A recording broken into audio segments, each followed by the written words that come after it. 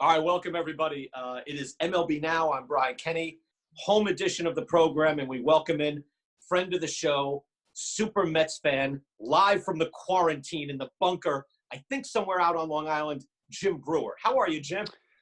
Brian, you know, I got all excited. I'm doing really good. I said, I'm gonna go in my basement near my next, and then you come on. You got this gorgeous fireplace going.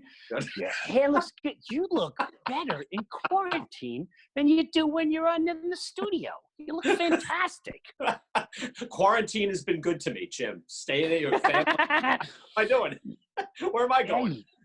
Yeah, you look fantastic. Good for you. I know. Look, you speak to the people out there. You do your heavy metal stuff, and you write songs about being the family warrior. And you are actually you have your wife and 3 kids, not just 3 kids though, in the house right now, right? You have daughters. I have 3. Women. Yeah, I have my wife. I have my 21-year-old. She turned 21. 18 and 15, all girls. And you know, one day it's really nice and we help each other out, and the next day it's going, is that my shirt? Take it off! Take it off now! No, she didn't ask. You never asked. You always come in my room and like, all right. No, tell her stop going. All right. I will say this. I've been, it's a huge baseball fan, and the only news I honestly jump into is MLB, and I'm not just saying that. I know you guys know that. I'll look who's doing what from the minute the season ends. That's all I care about. And then even this year, I was so excited about the Mets. Feel good about this team. Got to talk with Pete Alonso. I think that comes out on your network Monday. And when the season stopped and all this is going on, I can honestly say, I won't say I don't miss it, but right now I'm not. Some of my friends are freaking out. Like, I love baseball, but I get what's going on. I'm humble. I've played a million games in my yard by myself. I'm my own announcer. I make up my own teams, and I have a ball back there. I think my neighbors think I'm nuts, but yeah.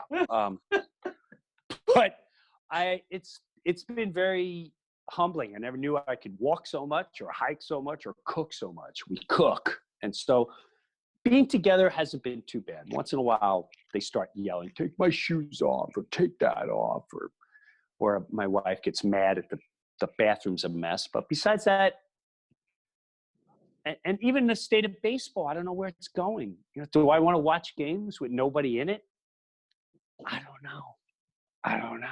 So let's just worry about a day at a time, and then we'll take it from there. So I am very calm now. Right. But for you, that could change. Yeah. What do you mean we're locked down until June 25th? Stay grounded. Who's our governor? No, it's good. Stay positive. Stay positive. It's okay. It's for the good humanity. It's better than my in-laws. My in-laws are older, and this has been them for 8 straight weeks. Is it safe to come out yet? Don't breathe on us. I mean, they are. I bring them meals. I got to leave it 10 feet from the house. I got to drive away. They come out with their plastic suits and go back in the house. Well, you're being responsible then. Good. Being responsible. And you're grounded. You're with loved ones. I think you're in a good place. So you did before we went in lockdown, you did do like a ride along with Pete Alonso. So like this guy ready to, just had this monster rookie year. What was the ride along like? Well, this was cool. I don't know what they're going to show. The ride along itself was really cool because I was visiting Florida and they asked to do it, and I was super excited. I was more excited because being in the entertainment world and meeting heroes and knowing the way you and I know, prima donnas and people lose their minds in being stars. He was very down to earth, very grounded. First thing, I couldn't believe his size. Like I'm not gonna lie, I looked him up. I'm like, all right, is this kid doing anything bad? Like, let me look at your back here. He's natural. He's a good I call him a kid because I guess he's in his 20s. I'm 52, but I could not believe how humble and what an honest, good spiritual kid he is. He really loves the game. And I was picking his brain about, when did you know? And you could tell he knew this was his destination. That's what I got out of it. He's like, he'd have this, he's very passionate and he tries to suppress that passion. And the whole time I kept saying, you want to so badly, just go, you tried pitching me inside. You really tried that?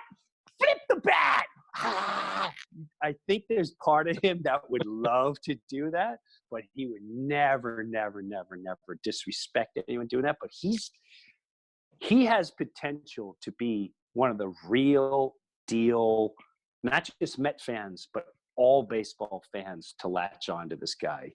He's that's what I get out of him. And I'm not saying that because I'm a Mets fan. I felt so good after meeting this kid. I felt so good after meeting him. That's awesome. People can see that Monday on MLB Network, May 11th. I'm sure you too, Jim. I mean, you have a lot to offer. They are kids. We're in our 50s. They're in their 20s. Did you give him any Mets background? We were just talking off camera about La Grande Orange, Rusty Staub. Were you able to infuse any Mets history into him? Well, what I talked about him, what I was testing with was, have you heard these calls? Because it's one thing, have you been able to reflect and hear the calls? Like when you hear Howie Rose going, oh boy, and there it goes, it's a way out. When you hear the sports announcers calling the call and you relive those chills and the hair sticks up on your neck and in areas that you didn't know you had hair at. And I was looking at him and he was beaming and trying not to get too excited. And he'd go, well, that was a nice day. But I could tell he was like, oh my God, I can't believe I did that. We talked more about, you're in New York, stardom's going to come and pressure. I was like, don't put a lot of pressure on yourself. You can't expect to have the same year the next year, and don't have expectations of the fans going, you suck this year. You only hit 30 homers. What? That's what always cracked me up when what's his name, Stant, was on the Yankees. You'd hear Yankee fans going, you know what? He said he was an MVP. He's only got 38 homers and 120 RBIs. Is he really worth it? You take it, right? We'll take him. Wow, what a horror! What a horror! But so, I'm more concerned for these guys not to get caught up in the hoopla, because it's so easy to lose your mind to the pressure, to being a star, and trying to live to everyone else's expectations.